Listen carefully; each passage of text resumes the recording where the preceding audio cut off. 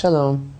This week we are reading Parashat Chukat, and our Torah portion this week begins with the ordinance of the Parah Adumah, the red heifer. This commandment is considered to be the greatest example of that category of mitzvot, of divine commandments, known as chok, plural chukim. This is a type of commandment whose reasoning, we are told in advance by God, is beyond the grasp of human intellect. There are spiritual levels in this world, levels of awareness, levels of connection with each other and our environment and self-awareness. And these levels in Hebrew are known in the Torah as tahara and tuma, and they are terribly and erroneously translated as purity and impurity. I say terrible and erroneous in that those terms, purity and impurity, imply a physical soiling or sullying. But actually, these are spiritual concepts that have no physical counterpart. Again, I mentioned these concepts of awareness, connection with each other, self-awareness. Tahara, the ideal state, is translated, for lack of a better term, always translated as purity. And its opposite, tuma, is translated, for lack of a better word, as impurity. But tuma, this impurity, is actually a spiritual imbalance. Now these states are manifest in levels. Some of these levels affect our everyday lives, even today. Others are significant only in terms of life as it is lived in the time of the Holy Temple, when the Holy Temple is standing. And to make a very long story very short, the most severe type of this imbalance is that which is caused by exposure to death. This is the law of the Torah. The departure of a soul creates a vacuum. And according to divine decree, here in our Parsha, the only antidote to this spiritual state of imbalance is the process of cleansing through the mixing of the ashes of the red heifer with water, as described here and expounded upon in the oral tradition, the instructions that Moshe himself received from God at Mount Sinai orally, which are passed down to this very day in every generation. Now, the red heifer is a cow, particular age, that is to say 3, and of a particular color, that is to say it's a certain reddish-brownish hue, which cannot have even 2 hairs of any other color, can never be used for any sort of work, has to be totally blemish-free, and its raising is also governed by many other detailed requirements that are determinational in every aspect of how the animal is kept. And this commandment, the red heifer, is really important because it's the key to restoring the level of tahara, and ultimately, between us, it's really the only thing missing that could be said to be holding Israel back, besides their desire, the only thing technically holding Israel back from building the Holy Temple. And we are commanded to do it, to attend to this process of preparation, to attend to the slaughtering, burning preparation of the ashes of the red heifer, because God tells us to do it. Because He told us so.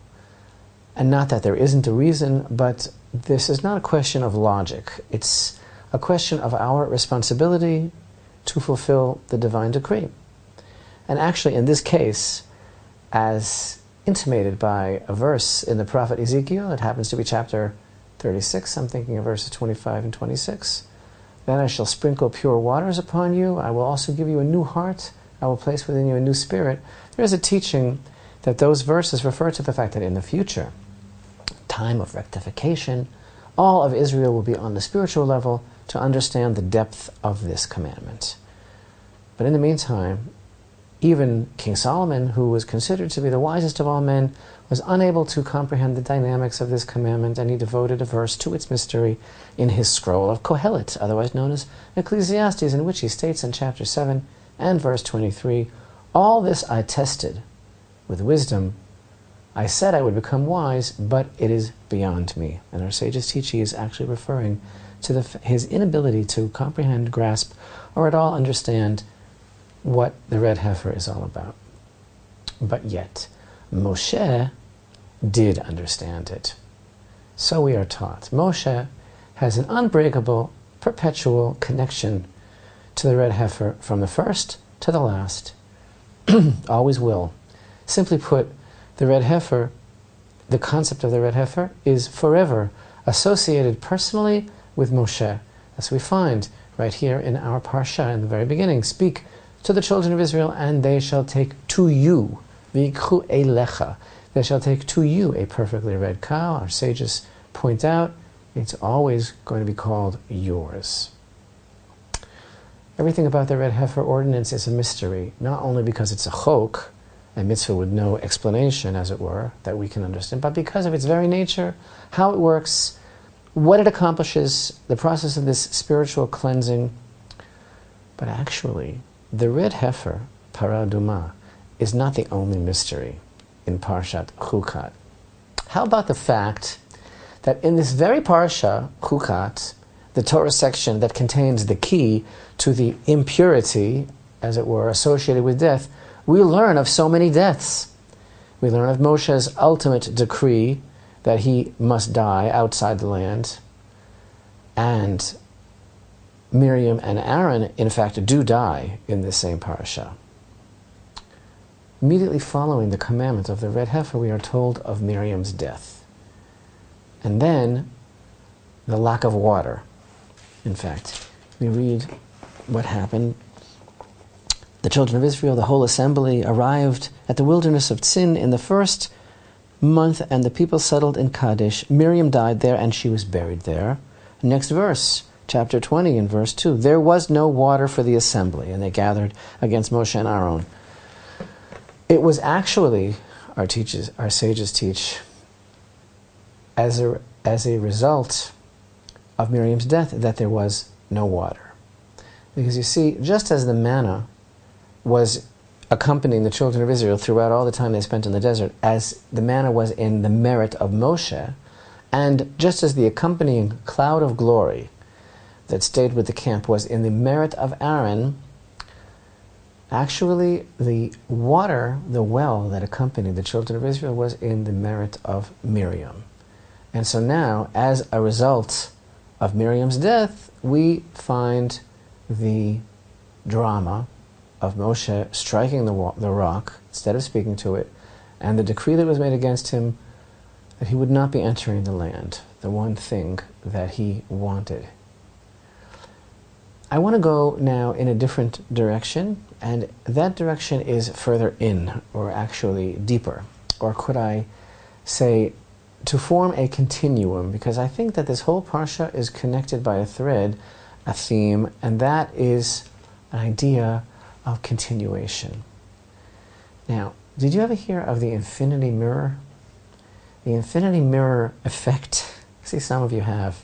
An infinity mirror, of course, I'm reading from Wikipedia now, and I know it by heart, just looking at you and reading from Wikipedia. In my mind is a set of mirrors, one fully reflective mirror and one one-way mirror, set up so that the one-way or partially reflective mirror reflects an image back onto the fully reflective mirror in a recursive manner, creating a series of smaller and smaller reflections that appear to recede into an infinite distance. This effect is also seen when a subject stands between two fully reflective mirrors, as in a changing room or house of mirrors. I'll continue. In a classic self-contained infinity mirror, a set of light bulbs, LEDs, or other point source lights are placed at the periphery of a fully reflective mirror, and a second partially reflective one-way mirror is placed a short distance in front of it. When an observer looks into the surface of the partially reflective mirror, the lights appear to recede into infinity, creating the appearance of a tunnel of lights of great depth. Unquote. Actually, you need neither a one-way mirror nor a house of mirrors to do this. If you have experience standing in front of a mirror holding another mirror, you can see something very similar. And by the way, when studied using the principles of geometrical optics, the series of repeating images forms the infinite mathematical surface known as Gabriel's horn, or Torricelli's trumpet, in honor of the Italian mathematician Evangelista Torricelli, who first studied it. In theory, such a surface is infinite in area but encloses a finite volume. My point, you're probably wondering what my point is. My point is, you're standing there, and you look, and it just keeps on going. That's what this parsha really is all about. Because even though we don't know the actual secret of the red heifer's mechanism and its relationship to the cleansing of the impurity of death, it's still considered a mitzvah, a positive commandment, and a positive deed for us to study it and interpret it and offer explanations. We're not told that it's a no man's land, that it's off limits. No, we explore. There are many, many interpretations of what it's all about, as long as we understand that that's not exactly it, because the real thing eludes us. Our great sages have their traditions in this regard, and they offer astounding insights. And I, personally, have spent many years doing the same. And in past lessons, we've explained, for example, that the soul is something that lasts forever, and death is not the end. It's about a passage between states of being. But as people, many of our great sages emphasize this point, as people, our inevitable tendency is to become very depressed and debilitated by what is really only an illusion, the illusion of death as being the end, which of course is why the Kohanim, for example, who are actually the conduits, who bring divine blessing into the world by their service in the Holy Temple, they are actually forbidden by Torah law from ever coming in contact with death. And anyone going to the temple, also non-Kohanim, the temple being the place of the Shekhinah, the divine presence, which is the source of all life, eternal life, anyone coming to the temple should first distance themselves from this illusion, hence the requirement to be purified by the red heifer before going to the temple. That's all very, very true, and things that we've always discussed in past years, but there's something actually that's even more basic when you think about it. I think a beautiful thought and very simple. You know why death renders us impure? Because we think it's the end. It's that simple. That's the impurity of death. And the red heifer, you know, we're told that we don't know a thing about how it works, just that God said to do it. You know what that reminds me of? The fact that we don't know a thing about anything. It's all Hashem that gives us life and constantly purifies us and brings us to the next level. Do you know how any of this works? You know, anything works, right? But Moshe, he did know. So listen to this, is a very deep thing here. Moshe actually is always associated, as the sages emphasize, always associated and attached to the concept of the red heifer. Now, we thought it strange, right? On first glance, we thought it strange that in this very parsha, that attests really and witnesses to Moshe's greatness, because we know that the Parah Adumah, the red heifer, is called on his name, and he's the only one who knew the secret. But in this very parsha, he blunders with a rock, whatever that's all about, and is told that he will not enter the land. So aside from all the deepest of the deepest reasons as to why Moshe did that, knowing full well, and he did know, that he shouldn't really enter the land at all, because it would not be to the people's benefits were he to go in with them. And this is not the place at the moment to explain all of that. It's a whole other story. And he knew that God would use a very, very strict system of judging him, measuring him, and therefore he knew that by striking the rock he could circumvent his going in, and maybe was a dive in a way that he took for the people. And again, this is extremely complex thought. We're not doing that now. But you know what? Aside from all of that, one can say that this incident occurs very naturally in this parsha, in the parsha of Chukat, the Torah section of the red heifer, because Moshe is still here in every generation, and like that mirror, his attachment to the Parah Adumah goes on and on. It's like his attachment to Israel. It spans the generations forever. There's no contradiction between him being associated with this incredible level of the Parah Adumah and then our finding out, oh, he's not going in. You know what? No wonder our sages state that it will be Moshe himself that will bring that very generation into the land in the future. So we may learn here of the decree and his ultimate death, but it's practically of no account, because there is no death, and that's the secret of life, and that's the secret of the red heifer. It's like a wormhole, which of course is a tear in the space-time continuum.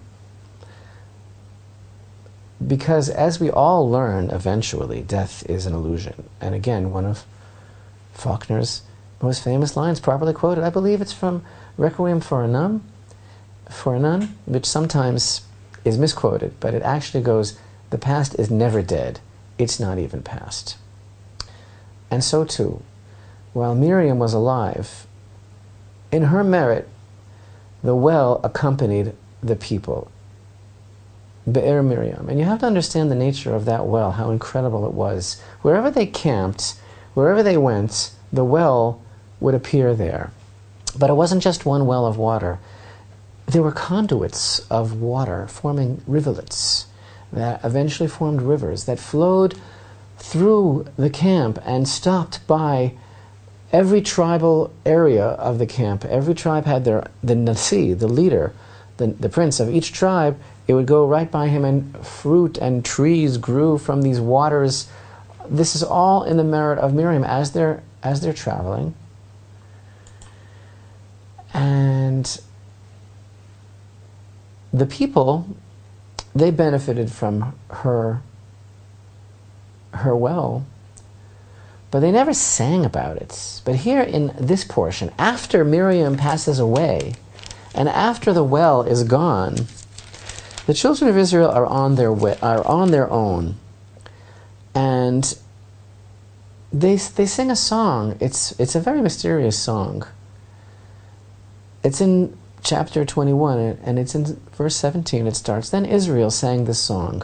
You know, Israel only sang at the splitting of the sea, and there it says, "Then sang Moshe and the children of Israel." So he sang, and they responded. We don't find the children of Israel singing ever. We don't find them singing themselves when the Torah was given. We don't find them singing over the well of Miriam. We don't find them singing over the manna. But no, all of a sudden now, after Miriam is gone and they're on their own, they sing, and they sing, "Come up, well. Call out to it." You know that water is likened to the Torah itself. Thus we find in Isaiah 55 and verse 1, "Woe, hoi, kol tzamei, l'chu lamayim, all you who are thirsty, come to the water." But the Torah of the generation of the desert was on one level. That was like the level of the written Torah. They weren't in it, they received it. But in this parsha, we're not dealing anymore with the generation of the desert. We're dealing with the generation that's going in. And they received their water, double entendre, their water to drink, and their Torah through their own song. The continuation of the Torah for this generation, now going into the land, the oral Torah. What is this song all about? If they never sang before. They sang their Torah. They became their Torah, the living and flowing Torah in which they participated, the Torah of the land of Israel, and they did it without her. And this generation had to learn now how to stand on their own and to produce new leaders. And that is the continuation. So Miriam's well was the source of their Torah, their attachment to Torah, and only when she was gone were they able to sing the song on their own. They were able to make their own acquisition of Torah, and that is Miriam continuing, just as Moshe continues. And Aaron also saw the same continuation. We read from verse 23, "And Hashem said to Moshe and Aaron at Mount Hor, on the border of the land of Edom, saying, Aaron shall be gathered to his people, for he shall not come to the land which I have given to the children of Israel, because you defied my word at the waters of dispute. Take Aaron and Eleazar his son and ascend Mount Hor. Strip Aaron of his garments and dress Eleazar his son with them. Then Aaron shall be gathered into his people and die there." And Moshe did as Hashem commanded him. Moshe stripped Aaron of his garments and dressed Eleazar his son in them, and Aaron died there on top of the mountain. And then Moshe and Eleazar descended from the mountain. Aaron saw his son dressed in his garments, and he knew that he was continuing as well. So the red heifer beginning this parsha really teaches us that for all practical purposes, death does not exist. The impurity of death is the illusion itself. And Moshe, Aaron, and Miriam began in this parsha to take their leave of the generation that will now be entering into the land, but their legacy continues forever. And so, in a way, does their presence. So everything about Moshe is the very essence of the eternal commandment of the red heifer. Miriam's well ceased But the waters that responded to the new song of the children of Israel represents their newfound ability to interpret and understand the Torah, which is a skill that would accompany them into the land and foster their spiritual development over thousands of years. And Aaron's son Eleazar donned his garments and set into motion the legacy of the Kohanim who are preparing to serve in the Holy Temple this very day in our own time. So I think that this parsha teaches us that things are not as they appear. A hard parsha to understand, an exquisite parsha about which we can truly say that the only thing that we can understand is that the power of life is forever. And just as Moshe and Aaron and Miriam's legacy continue to guide the people of Israel, so do we prepare ourselves today to be, God willing, that generation in every way. The generation who enter the land, drinking from the waters of Torah, ready to be purified by the waters and the ashes of the red heifer, by the descendants of Aaron, to possess the good land.